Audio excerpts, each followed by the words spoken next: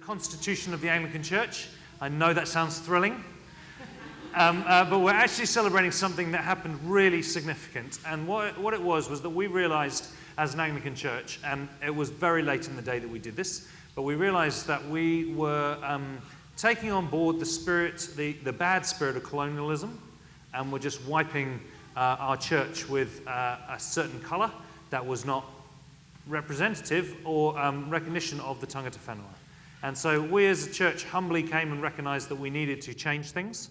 And so what we did was we created a new system, a new way that we could be three tikanga, which is three different ways of being, that we could celebrate that as one. So I don't know if you know, but we have three archbishops, and we have three different sort of areas of our diocese.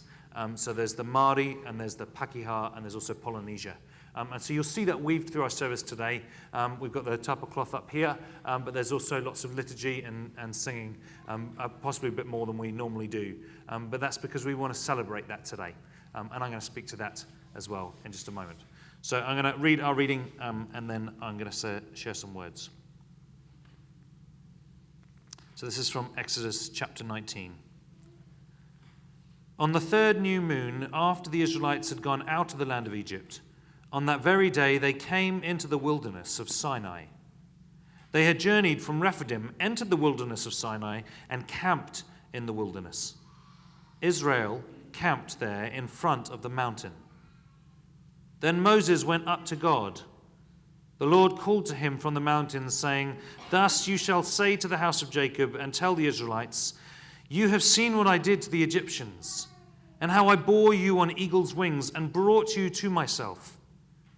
Now, therefore, if you obey my voice and keep my covenant, you shall be my treasured possession out of all the peoples. Indeed, the whole earth is mine, but you shall be for me a priestly kingdom and a holy nation. These are the words that you shall speak to the Israelites." So Moses came, summoned the elders of the people, and set before them all these words that the Lord had commanded him. The people all answered as one, "Everything that the Lord has spoken, we will do."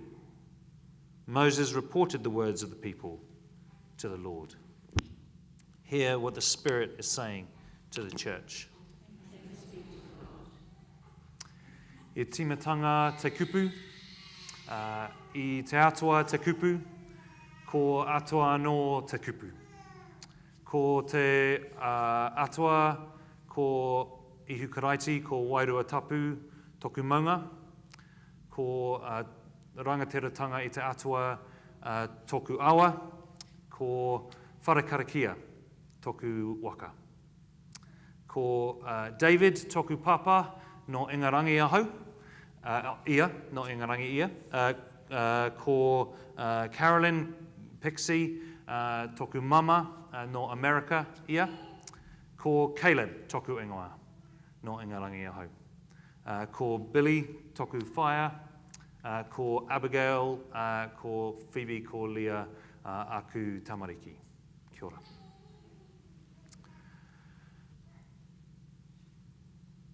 This passage in Exodus 19 is a really, really interesting one. What's happening is two peoples, or one person and three persons, and one people group are coming together to make a covenant, to make a treaty. So what they're signing here and what they're agreeing to is the Ten Commandments. Everyone knows what the Ten Commandments are? Yeah? So what's happening here is in the ancient world, usually the new king would come to the people group that they conquered, and they say, we're going to make a treaty with you, we're going to make a covenant with you, we're going to fulfill these stipulations, but you have to fulfill this treaty, yeah? So the Ten Commandments, yeah? So you have to fulfill this. If you fulfill this, we'll give you all of these blessings. If you don't fulfill this, we'll give you all of these curses, okay? That's just how they went in those days, right?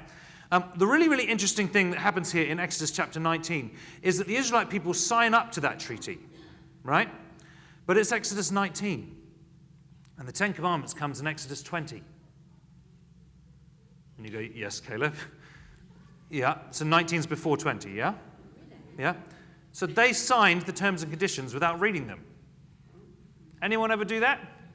Yes. Yeah? Anyone tick yes and don't read the terms and conditions? Yeah?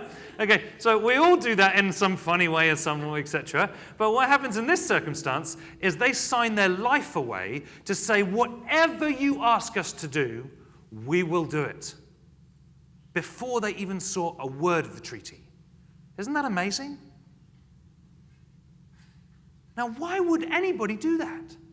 Why would you say, I will come under you, you will be my God, you'll be my Lord, and I will follow you whatever you ask of me?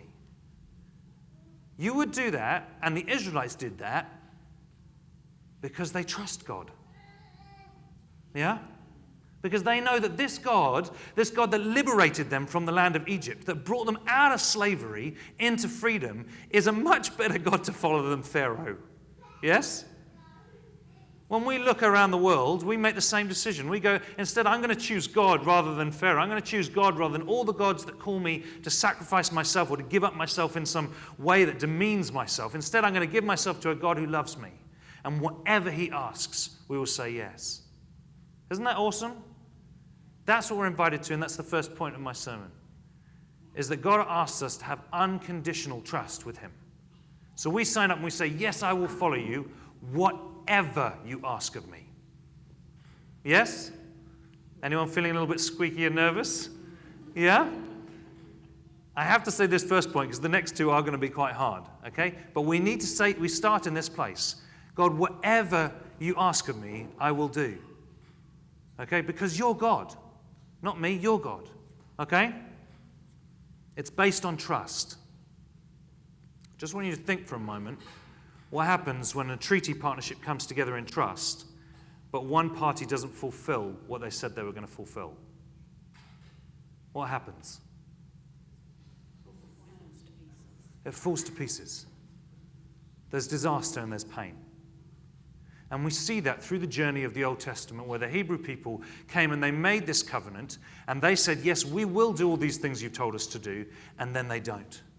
And they don't again, and they don't again, and they don't again. Now, they're an image of us, okay? So let's not just throw stones at these Hebrew people. Let's recognize that this is us as sinful people. But again and again and again, we break it, and it causes carnage. The reason why there is so much poverty in India is because we have a system of a world that sets it up that some people are rich and some people are not. That's because we broke a treaty with God. That's what happens. The repercussions are horrendous. This is the point, though, that I want to land on. There was a treaty made in this land that one party didn't fulfill. Now, we can skin this rabbit whichever way we want to do that, but we said that we would uphold a certain part. I'm saying we because I'm English.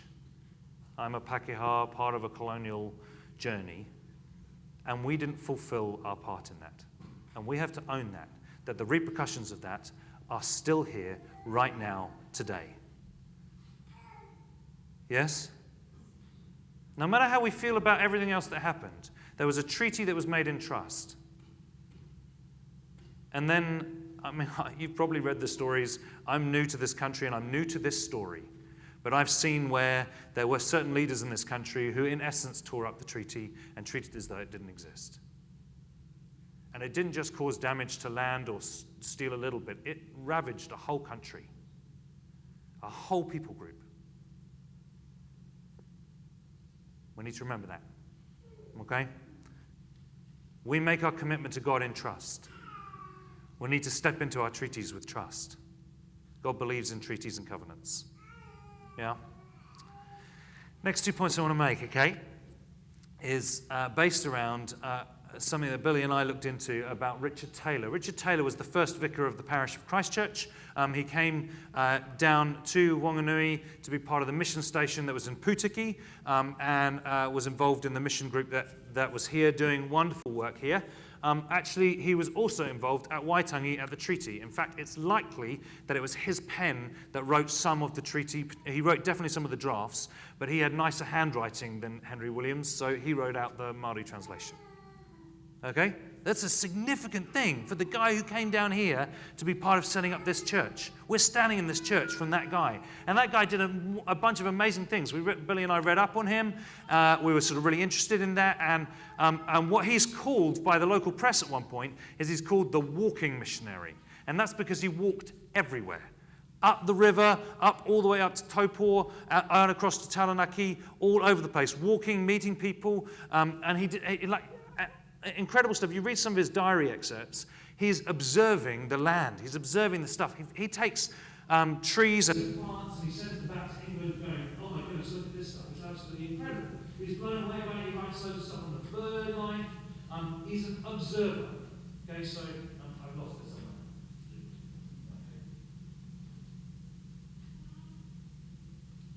Is that better? There we are. He's an observer. Okay, and he observed a number of things happening. He observed that in this town of Wanganui, there was some difficulties that came up between Pakeha and Pakeha. And he entered into a role which he might not have chosen for himself, but he entered into a role where he engaged in reconciliation between Pakeha and Pakeha. And then he started to see how there were some difficulties happening between Pakeha and Maori. And so then he engaged in reconciling some issues there. And then he was invited into process where he started doing some reconciliation process between Maori and Maori, up the river, between different iwi that needed some discussions sorted out. And he went and did that. What he did was he walked around the place, observed what was going on, and then he engaged where it was necessary. And those are my 2 points: observation and then engagement. I have observed in this country that the place where God seems to be growing significantly at this moment is in churches that engage with this bicultural journey. I actually don't fully know why. But there's something that God is doing in this land at this moment in time where he is reconciling peoples, he's reconciling us to what we made a covenant about, where we put trust in it. That's where churches are growing. That's where the Spirit is moving. I'm observing that at this time. What also I'm observing is that in my journey, in humbling myself and recognizing my barriers that I put up when I find this stuff tough, that when I let those barriers down, I find peace. I find goodness. I find joy. It's humbling, but I find those things. That is what I observe. And then what I have to do is I have to engage. We have to figure out what we do with this as a parish. How are we as a parish going to engage in this? We're in Wanganui. We have a significant portion of our population of this city is tangata whenua. But if we look around the room, we're very low in that number. We haven't done that journey. We need to do that journey. It's hard. It's vulnerable. And we have to take baby steps because the big steps are scary, but we have to take them. For example, Billy and I are learning te reo. My te reo is nowhere near as good as Billy's. I arrived in this country a few years ago, and I didn't even know what kai meant. So, I'm on a beginning process, but I've got to do this. I've got to do this. This is what I'm observing, so I've got to step in and do it. So that was the second time I've ever done a pepeha. Apologies to anyone who actually speaks te reo, because we're working on it, but we have to do it.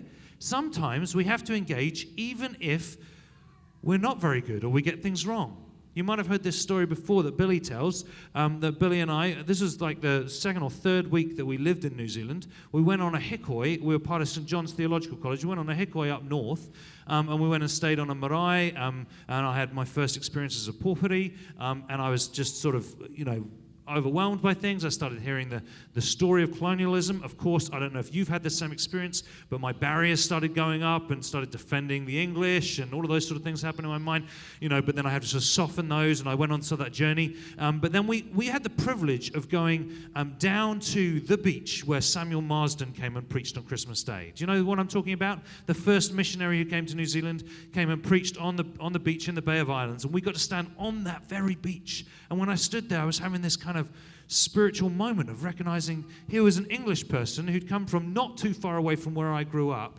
and he'd felt called out. He actually was in Australia, but he felt this pull and this call from a bunch of people who I have studied their writings in the Clapham sect. And I was like, gosh, there's something happening here. Here I am. And in that place, we got told the story of what happened on that day. Pihopa, Bishop Kito was speaking and talking to us, and when he finished telling the story of what happened, he said, I wonder if anybody's got a waiata that we could sing, or something that's appropriate. And Billy pitches up and goes, well, what about Te Hara Nui? Do you guys know that Christmas carol? Yeah, well, the bishop said, does anyone else know that? And sort of some people went, oh, sort of, but not really. And I put my hand up and said, well, I know it, because Billy had taught a group of us, back in the UK, that song, and she taught us a Kiwi Christmas carol, and like I knew it in like 2 parts. I could sing a tenor part, and sing. And I was like, yeah, well, we can totally do this. This is my chance to shine. I don't know if any of you know any personality types, but I'm one of the ones that likes to show off.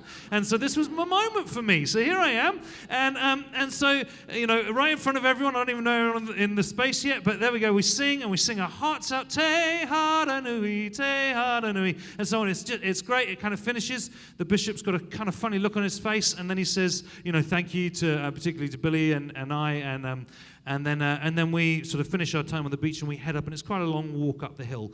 And as we're walking, our neighbour at college, the guy who lived 2 doors down from us, a wonderful Māori priest called Tony Brooking, and he comes up behind Billy and I, and he says, oh, thank you for bringing that song. Thank you for doing that. Particularly, Billy, thank you for your beautiful singing. It was really, really lovely. And, and I sort of, my pride sort of swells a minute, And then we get up, and he's just very kind. He's sort of lagging behind a little bit. We get into the minibus, and he's the driver of our minibus.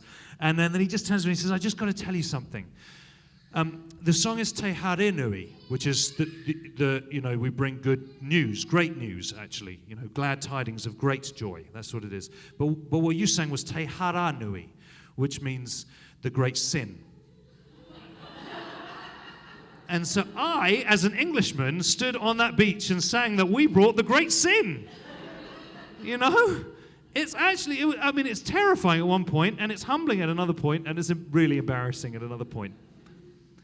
He said, I'm really grateful that you sang, but just make sure you sing it like this next time. Because actually we have to engage. We have to engage, and we need to let go of the fear that stops us engaging. Yeah? I don't know if you have those same fears that I have, but I have them. I find it difficult sometimes saying liturgy in words that I don't know. But we have to give this a go. And in fact, we have to do it because the Spirit is inviting us to. That is what God is doing here and now. So we say, yes, God, whatever you call us to, we say yes. And we observe that there's something that you're calling us to in this bicultural journey. And so we're going to engage. Amen. Should we pause and we'll pray together?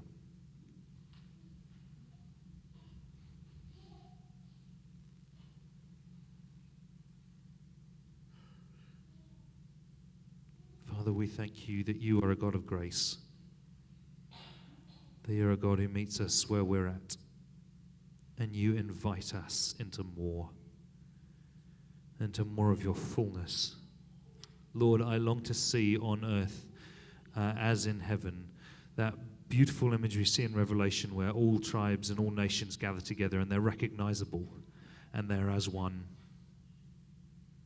Lord, we long for a time where we can humble ourselves to follow your call. Please, Lord, would you bless us? Would you release us from our fears? Would you open our eyes to see where you are working, and where you are calling us? And God, we say yes. With our fears, with our prejudices, we say yes, shape us and take us on this road for the furthering of your kingdom in this place, which is what we seek first. In Jesus' name, amen. We're going to join in communion now. Mike, would you